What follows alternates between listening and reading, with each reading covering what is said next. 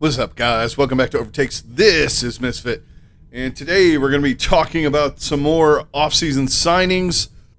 A lot of stuff has happened since we last chatted, so we're going to get to that in just a second. I want to thank everybody for joining me. All of your support's been greatly appreciated, and if you're new, thanks a lot for stopping by. I do Overwatch League content anywhere from 2 to 3 times a week, depending on what's going on and all that kind of thing. So let's start diving into this. We had a lot happen this week. We had a bunch of teams sign players and start rounding out their rosters, getting things ramped up for the 2022 Overwatch League season. So we're just going to go down, like we've been doing. We're going to go down the list, talk about who got signed, what we think about it, and then obviously get the comments going and all that stuff and start the conversation about teams and all that stuff. We are just going to just dive in and start. So here we go. The list right here of who got signed and whatnot and what have you. All right, Atlanta. The Reign have made pretty much, I'm assuming, signed their starters and a couple of backups. And like I keep saying, I think you're going to see a lot more backups signed this year. Maybe low-cost guys, whatever, to round out rosters because you don't know what's going to happen with the new game and all that stuff. So you're going to want guys that maybe you can throw in there and go, this guy's not performing. Let's see how this guy does. He's looked good in scrims in 5v5 or whatever. They're going to be signing a lot of contenders players, unknown, and all that kind of stuff. And potentially, like I said, and I'm going to do something on Overwatch 2 and in context with the league and potentially the game in general. In context with the league, maybe we're going to see more of the academy teams start up and that kind of thing, just so you have a backup plan. All right, so let's talk about Atlanta. Atlanta has signed Venom, Ultraviolet, and OG. I don't know too much about these guys as I don't spend too much time watching. I'm more into Overwatch League, but I keep my eye on things. I've heard of these guys. Ultraviolet, underage, but he's going to be of age in April, so we don't have to worry too much about that. OG was on, the latest team he was on was Bobby Wasabi, which also gave us Majed, Sir Majed, whatever he's going by, to the Mayhem. So their support line has gotten signed. That's pretty good. That's pretty promising.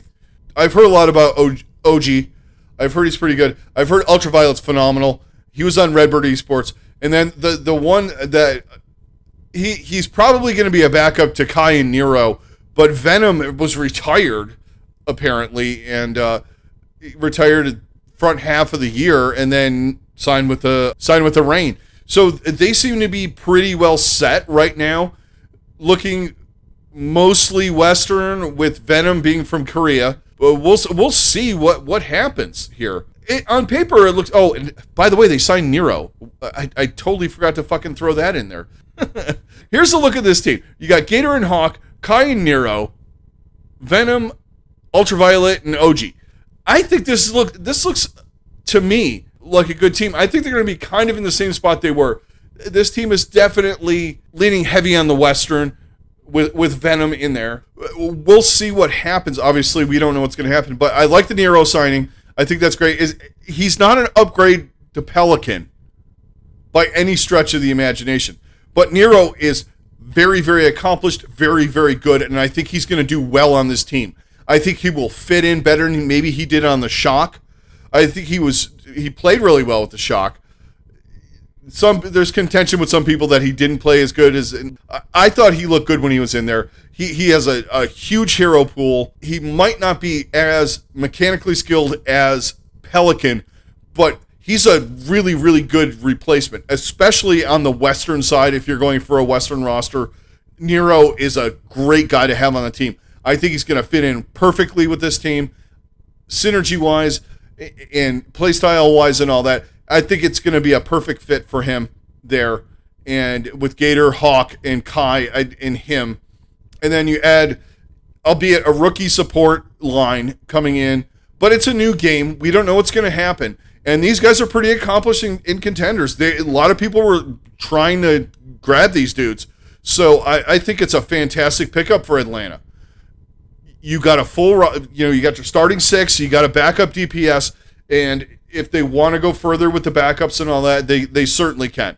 But I think right now on paper they look really, really good. I think this is a good start to a new game for them. They wanted to go all Western. They did 99% of that. But if you go back in history, everyone thinks Dallas was traditionally, when they were Envy and came into the league, they were all Western and European with effect. So it could work out. It could work out like that. You don't know. But I think this is a good start for them. I like the way this team looks. They're going in with some fresh players, and I think it's a good direction that they're going in. They picked up a lot of good guys. All right, now next up, we're going to talk about, this is huge for this next team. As many tweets as we've had over the past month or year, I guess, this whole the king is returned shit. The king is returned to Boston. Stryker has been signed by the Uprising, a place I didn't think he would go back. I thought there was a lot of bad blood there from the way it ended in 2018 at the end of the year, where it seemed like he was fed up. I don't know if he was fed up with Hawk or if he was fed up with players on the team. Whatever it was, there was a lot of bad going on when Stryker left. Went to the Shock, was there for a couple years, retired this year, but he comes back and immediately gives Boston a huge... This is huge, guys. As much as we want to talk about, signing this guy's huge, signing that guy is huge, for a team like Boston to land a player the caliber of Stryker is freaking massive. He is the best. He's been the best tracer, and I will fight you to the bitter end since the start of the league. He carried this team once. He literally dragged them on their back after that dude did what he did in 2018. If you're new to the league, look up what happened to the Boston Uprising roster in 2018. I'm not going over it again because fuck that guy. But Stryker is, outside of Profit, for me, he's one of my favorite players to watch. The dude is just clutch. He's amazing, great tracer. But people also forget, for the Shock, he played things like Reaper. He played a lot of stuff, a lot of weird crap that you wouldn't expect. I'm sorry, Widowmaker he played too, before they got ons and stuff like that. He kind of filled in here and there. But even for Boston, what I'm getting at is Stryker is one of the most amazing players in the history of the league. For Boston to have signed him out of nowhere, because I all of a sudden I saw him post a tweet about a month ago that had the LFT. I didn't know if he was joking or not, but he seriously was LFT. And here we are. He's back on the Boston Uprising. So now you have, and they also signed another player. They signed Marv 1. So if you have a 1 in your name, you're guaranteed to be signed as a main tank to the Boston Uprising. Just remember that, guys. If you want an OWL contract and you're, at this point, a tank player, call yourself something with a 1 in it. You will get signed to the Boston Uprising at some point. So just for all you future esports kings out there. But signing Marv 1, Marv 1. I'm with the Vast. I call him Marv 1 because it's just funny to me. I don't know why. But Marvel Punk, this is what you got. Marvel Punk, Stryker, Valentine, Faith, and Crimzo. That's a pretty formidable lineup right there. You have some really good players on this team. I hate Boston sports on the whole because that's the way I was bred. I grew up in Southern Connecticut, close to New York City. Everything was about the New York teams, and fuck those teams in Boston. So it's very hard for me to be excited about Boston. Outside of the Patriots, because they didn't count, because everybody in my family was a Giants fan, so the Patriots were like something that the Jet people had to deal with. So anyway, that's a whole nother story for another day. But what I'm getting is I'm excited about this Boston roster. I really am. I think with Marv 1, Stryker, and Punk, you have 3 great players. You throw in Crimzo in there, another great player. And then you have Faith and Valentine, who are solid. I think this is fantastic. If you can look at what they were over a year ago, for 2 years running, they were probably the worst team in the league. Outside of a couple anomalies. They are now, I would say they are, barring what other teams do, I think that they're in that mid-table, the better half of the mid-table, not where they were last year. I think they've raised themselves up just by adding Striker alone. But you add Marv 1 and Crimzo in there. This team's looking great. I'm liking what the Uprising are doing. Obviously, I'm excited to see Striker again. Seeing Striker with room to operate, I don't know if he watched what they were doing with the Overwatch new thing, but he's like, wait, what? One tank? And I can play Tracer. Yeah, give me that fucking shit right now. I'm back in the league. I think this is a fantastic day if you're an Uprising fan, on paper right now. Looks great. Next up, let's talk the Mayhem for a moment. They have re-signed Checkmate. This time I'm assuming as a DPS player, mostly Yaki has been, and this has been confirmed by Albert, they're training Yaki. They have not said where. Halo of Thoughts has said potentially to NYXL, but he's an NYXL fan, so don't take everything that he says with the NYXL seriously. I mean, I don't want to see Yaki go. I thought with the mixed roster, as I had said in the previous episode, maybe, he like said, hey, welcome to the team, to Surmajed, he's going to stay. But Yaki wants to play in a full Korean roster, so here we are. So they have re-signed Checkmate. He didn't really get a chance to play DPS last year because of Yaki. And I'm willing to give them the benefit of the doubt in that. They know how he plays. They know all of what he can do and all that. So, and he probably didn't come at a very high price tag. But who knows? They could be trading Yaki for somebody. You don't know. I mean, maybe they have somebody else in the wings. I have no idea what's going on, but Yaki is apparently not on this team, but Checkmate is. So you have two players on the Mayhem right now. You have Surmajed and Checkmate. We'll see what happens next with them. We do have a good coach in Gunba that's good at finding young talent and developing it, so maybe that has something to do with some of this stuff that he is willing to take Checkmate back. Let's talk next. We're going to hit the Glads. So we missed some Gladiators news, like literally right around when I posted the last episode. Spaces returned, and they signed Ons, and also Reiner. Yeah, I'm going with Reiner, like Rob Reiner. That's what his name is spelled like. Anyway, we have Reiner, Ons, who I thought might have retired or something like that. This is a good signing for them, I really think. Kevster and On's DPS line is fantastic. I think they need a third, to be brutally honest. But I think we don't know what Overwatch 2 is going to bring, but I think there's going to be a lot of need for somebody like Ons without all the shields to shoot at and all that stuff. Someone with that long-range hit scan. He's good on Ana. He's good on Ashe. Good on, obviously, he's a Widow god. He can play some Hanzo. He's good at the snipers, long-range stuff. Probably play a decent 76. Obviously, the return of Space is huge for them. Space has a good grasp on most of the, if not all of the tanks. I would say all of the tanks, minus a couple. Maybe his Winston might not be good, but just watching him play in the Overwatch 2 thing, I think his Reinhardt was decent enough. But you had this Reiner kid. I have no idea of his history and all that stuff. He is someone that's flown under my radar. It's something I should vow to do, is pay more attention to contenders.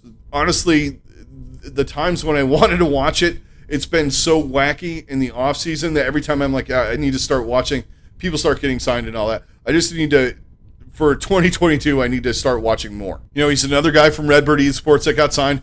Probably one of the best right now NA contenders teams. So we'll see what this kid does. They decided to let go of Muse. I think they wanted a fresh start, a new blood again, and they're trying this kid out. We'll see what happens with them. I like where they're going. The on signing was big, but I think bringing Space back, I'm kind of disappointed because they said Mayhem mixed roster. I'm like, a Space? Can we bring him in? Space is, kind of ingrained in the culture and all that. But let's move on to the next team. Paris has made some noise here for a second. They finally did something. They signed Glister, so they're going mixed roster as well. I think this is a good signing for them. Glister, I thought, did really well when he was in for the shock. I think that was it might have been an intimidating situation for him, but I think Glister proved that he belongs in this league, and he's a really good DPS player, and I think this is a fantastic signing for them. Him and Naga should be decent. The rest of the team is all European, but, like I said before, Dallas had effect. So they'll learn to communicate, and we'll see where they go from here. You don't know. It's looking sort of promising for Paris. I don't know where they're going from here, if they got guys signed or whatever. I haven't seen too much in the rumor mill with them, but that is what we got from Paris. So now let's go to the San Francisco Shock, shall we? All right, the San Francisco Shock. They're doing a rebuild, but they're not doing a rebuild we're just going to sign guys and see what happens. They signed the guy. They got Proper from O2 Blast. Not only did they get Proper, they got Kilo and they got Finn. Now, Finn, I have seen these guys play. This is a team I have watched, and these guys are nuts. So they're going with an all-rookie DPS line. They'll probably sign a veteran or two. Don't leave that out of the equation here. They could even trade for Yaki. Imagine this. Now, I'm just going to throw this on paper, because there's going to be times when you have a situation. It's a new game, guys. The lines of projectile and hard hit scan DPS are being blurred as we speak. You bring in Yaki, say. Because, believe me, you guys know how this works with the Shock. They have guys, and then all of a sudden you're like, well, they brought in more guys, and then they bring in more guys, and they're all high level. I mean, look at the end of 2018. They had Sinatra, and then they brought in Stryker, and then they brought in Rascal. And do you see where I'm going? They're not afraid to load the lineup up. Think about this just for 2 seconds. Yaki and Proper. Think about that. How filthy would this team be? Kilo's good too, but Yaki and Proper. Just throwing that out there for you people. You know how King Krusty is. He is going to do this. NRG's not afraid to spend the cash. They sort of got embarrassed last year. Sort of. They did not finish where, in their minds, as a winning organization does. They feel that they did not finish the way they should be finishing in this league with the players that they had. So, they're reloading. I think, honestly, I think they're going after Yaki. I know there's rumors of NYXL doing that, but if you don't think Krusty wants Yaki Proper, my God, that would be filthy. But on the whole, right now, if you look at this team, you're going, they got Proper, they got Kilo, they got Violet, Super. Yeah, you are looking dumb good. Yeah, they don't have a proper main support, but Finn and Violet, you run BAP Anna. You run stuff like that. I mean, stuff like that's going to happen. BAP Zen Anna. There's going to be a lot of things like that. Who knows?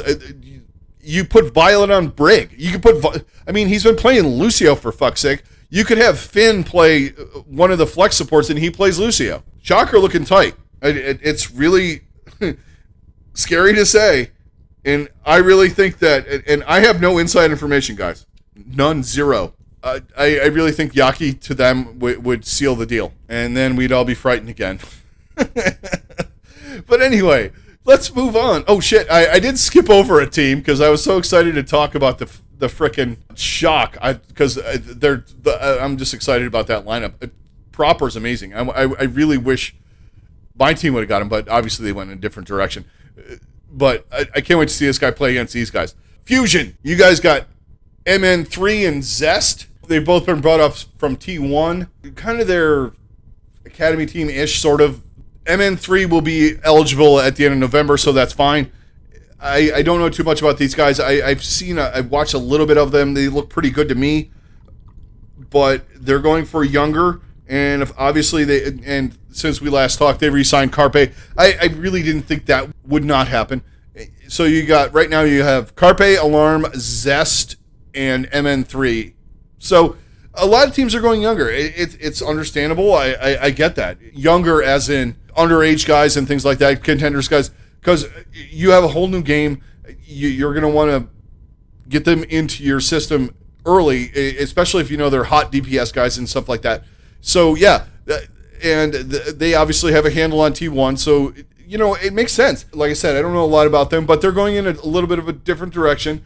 But you have extremely good veteran leadership in Carpe and Alarm on this team that can help lead these guys and set them up for success and all that, all the coach speak and all that bullshit. I think moving younger for them is a good idea, getting rid of some of the past and just refreshing this roster, bringing in some new blood and reinvigorating the fan base and the teams and all the team and all that stuff is a good idea. And these two guys seem to be really good DBS players from what I've seen and heard.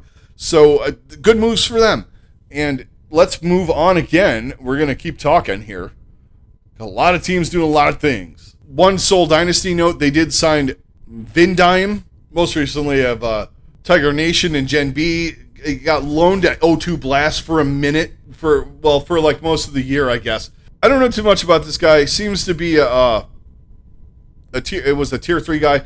He's a main support, giving him a chance. Brigitte Lucio Mercy. I'm on Wikipedia trying to figure out what this dude is. But, some of these guys, you don't know a whole lot about them, but all right, so they got a main support, but he's surrounded by the greats of the games. So I think they're going to help this kid out. I think he'll be okay. Plus, he's main support. As long as he can hold his own and do what he needs to do. It seems like a lot of these teams, too, just a side note, seem to be going in the double flex support and one main support probably for Lucio. Hard to say. One last team we're going to talk about here. Actually, we got a couple quick notes on another team. So, the Toronto Defiant, since we last spoke, have signed Hotba and Muse. So, they got their tanks in line. I like these signings. I thought Muse deserved a second chance. I thought he was really good on the Gladiators. They went and wanted to go in a different direction or whatever. Maybe he wasn't working well with the team, or so, however it worked out. Muse is now on Toronto. Hotba's the journeyman, jack of all trades, master of none kind of guy. Kind of can do what you need to do as far as off tanks go. I think he's a good signing for this team.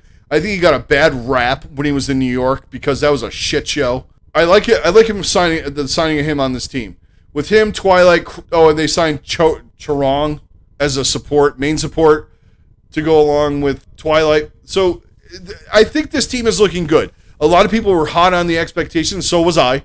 But you have Hisu, Twilight, Muse, Hotba. I like that. I don't know much about Charong, but we'll leave it at that. I like the way they're looking going into this season so far. What we've seen them sign. I think they're going to be better. They're going to be a little bit more relevant. I think that's what they're going for. They spent a lot of money on Twilight and Hisu, which is, by all means, do that. But they need some more DPS help for sure. We'll see where they go with that. There's guys out there. Maybe they trade for Yaki. Don't know. All right, last team we're going to talk about is the Washington Justice. They signed Krillin and Vigilante. They don't have a main support. That's the only hole they really have to fill. Krillin's going to be there as like a spot filler for Vigilante when he comes of age. I think he doesn't come of age until June or something like that. But he played for Talon, and he's supposed to be pretty damn good. But you're relying on Krillin, who had mixed results. He was probably one of the better parts of the London Spitfire the year he was on there. He had the only big-time 80s mullet going in the Overwatch League, so we got that going again. Krillin and his mullet are back in town. I don't really know what to say about these signings, but it's kind of okay. You're not going to have Vigilante till somewhere, allegedly, when the season's going to start in April. You're not going to have him until 2 months in, so you're going to have him halfway through the season. It's kind of like when Sparkle came in last year. Are they just they're going to have to like hold the fort down until this kid comes in with Krillin, and then they give him a shot? I don't know what's going to happen with that. I'm okay with the signing of Vigilante, but the Krillin thing, you might have been able to do better, but they might not have wanted to spend that much money on a guy to hold a place for 2 months. So I kind of get it from their angle too. So you got a guy with Overwatch League experience that wasn't exactly terrible. Maybe you get him on a better team. He's going to perform a little bit better. Keep us in games until Vigilante comes around. Okay, so that is going to do it, guys, for the signing. One last thing, though, just a couple of discussion points. Looking at this, and I don't know about you guys, comment down below for sure, and we'll open a discussion up about this. But I don't know if you've noticed, but there's a definite defining line in the league right now between the good teams, the teams that know what they're doing, and the teams that are lost in the sauce, so to speak. If you notice, and yeah, okay, the teams that are doing this are the teams with money. But there's also teams, the teams that are winning teams and have been since the inception of the league consistently. They're the guys going out and signing everybody. Maybe you can count it without the exception of Boston in that. If you look at the teams that are still undecided and waiting for shit and doing whatever they're doing, Vancouver, the Valiant, Paris, the Mayhem. Do you see where I'm going? The teams that are signing guys, the Shock, the Reign, Dragons are all signed. They weren't going to go anywhere. Dallas assigned their people. All right, Dallas doesn't fit into the previous statement that I made with the consistently good. But you see where I'm going here. The teams with the direction and the money, pulling the trigger on the good players. The teams that have no direction and no money, Vancouver.